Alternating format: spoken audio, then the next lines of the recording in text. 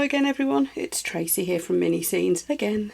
I'm just in the process of trying to clear out my craft room. I need more shelves, I just need everything. Anyway, I have managed to clear a small space, so this is the first video coming to you from my craft room.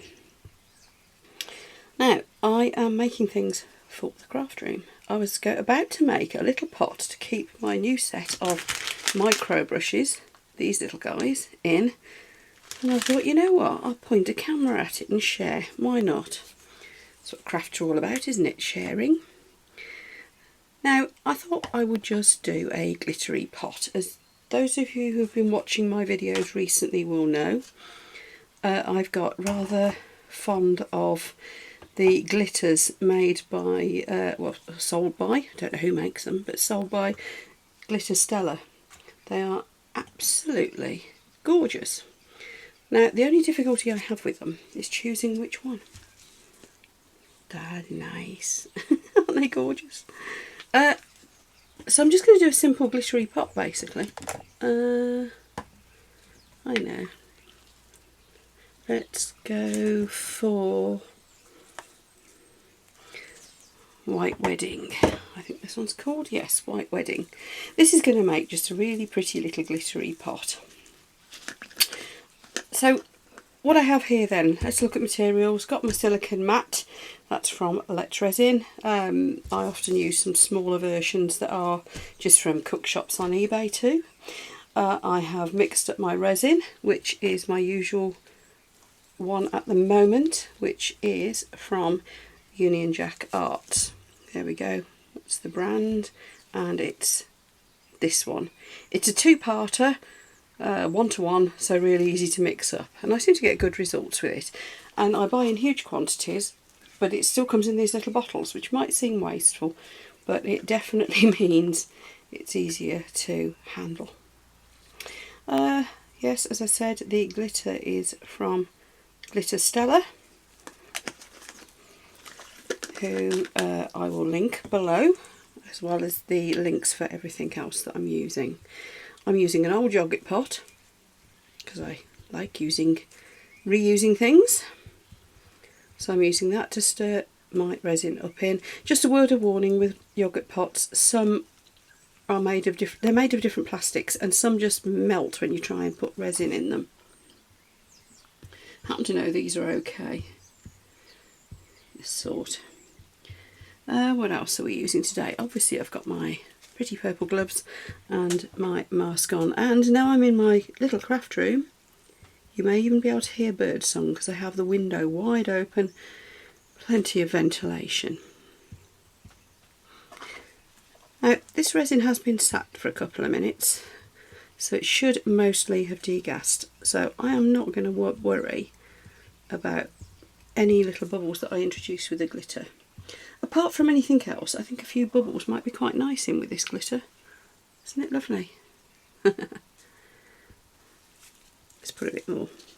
I could put other colours in, of course, but this is just so nice on its own. It comes from Glitter Stella in little bags, which I just think they're very good value as well as being beautiful glitter.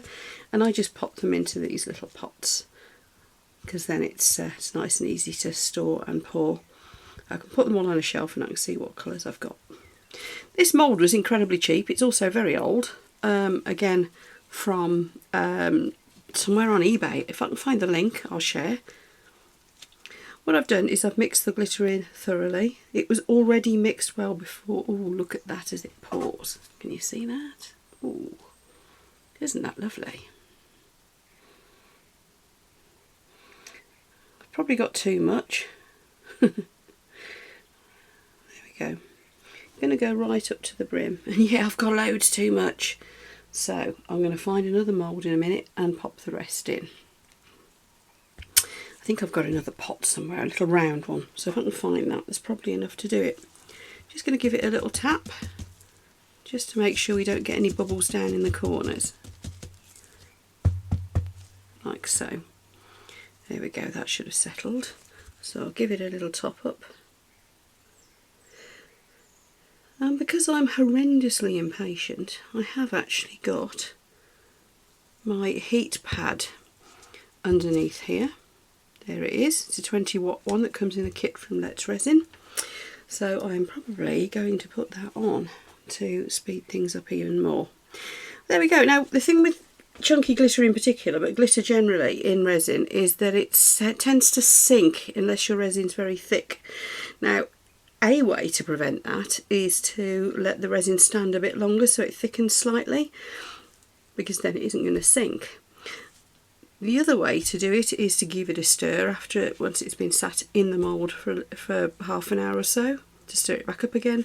The third way to deal with it is to ignore it and embrace it, which is what I'm going to do with this one, because any that sinks is going to end up in what will be the bottom of the pot, because it'll be on that raised area that's the inside, or it'll go down to round the rim, and I think that'll look quite nice, so I'm not going to worry too much. Right, there we go. That's all there is to it. Beginner project in the extreme. The only difficulty is making sure you get your resin mixed really accurately as you can, 1 to 1, and then making sure you stir it really thoroughly. This has been stirred twice, of course, because it was stirred thoroughly and it had gone clear before I put the glitter in, and I stirred it again once the glitter was in. So there we go. I'm going to clear off now for a couple of hours, leave it on the heat pad. Normally I would be leaving this overnight, but I will come and check on it in a couple of hours.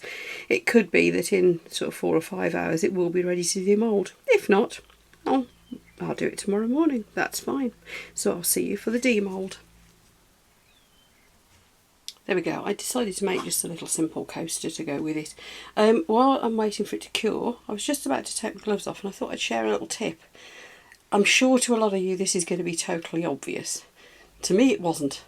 I ended up chucking a load of gloves away because in taking them off, I turned them inside out, couldn't get them to go back right through the right way, got frustrated with them and threw them in the bin. So, this might be blimmin' obvious. Wasn't in Tracy brain, but do that first. Pull your fingers down, get your thumb inside it and do that. And they come off the right way round. Isn't that silly? Little tip for you. Anyway, there we go. So I'll see you for the demould. Here we go then. This took longer to cure than I thought it would on the heat mat. Never mind. This has firmed up nicely now. That lovely glitter. Right, here we go. Oh, let's see what happens. You can kind of turn it inside out. I'm going to squeeze this bit and twist. That seems to be the easiest way to get these out. And there we go. Isn't that pretty? And I was right, the glitter did sink a little bit, not too badly though. Most of it's in the bottom, because of course that was on this bit. Put it back through the right way and you can see what I mean. Oh dear, it doesn't want to play. Oh, I'll leave that. But that was on the, yeah, that was the bottom. And then of course a bit is sunk round there. Now what I find tends to happen, this has lost a bit of shine, this. But when it's stood for half an hour or so, that shine will come back up. But isn't that funny how different the colours look on different parts? But there's my little pot for my micro brushes. I might put gold around the top, don't know yet. You don't half get a lot of these little brushes in one of these packs. I'll show you what we do with these in another video. So thank you very much for watching. Thank you all those of you who subscribed. As I make this video, we've cleared my first 100 subscribers, which is awesome. Thank you very much indeed. If you haven't already subscribed, please hit the subscribe button, and if you also hit the little bell, it will tell you when I have a new video ready to go for you. So there we go. Happy with that for a quick easy make. See you for the next video. Enjoy your crafting.